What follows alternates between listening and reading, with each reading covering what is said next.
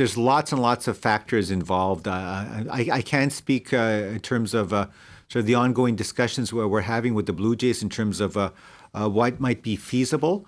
The point you're raising about visiting teams, I can appreciate that if, who knows what the potential for exposure risk is for the visiting teams. I don't know, for example, I'll pick the New York Yankees or the Florida Marlins, the players, what their living arrangements might be in their community or what the risk is and what the protocols might be in place for themselves and their families, etc.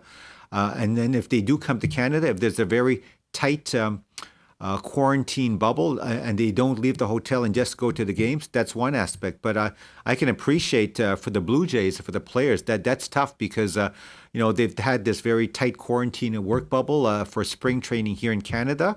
But if they were, quote, to leave Canada and go on a road trip, you can anticipate, it's hard to sort of look at all of the possible factors involved in terms of what the risk might be for themselves, leaving Canada and then coming back. So there are lots of factors in play, and I think that is a major issue in terms of the travel back and forth across the U.S. border. Look at the epidemiology of COVID-19 here in Canada. I know the schedule's already been set for the Blue Jays, but it may well be trying to respect the quarantine and keeping players safe.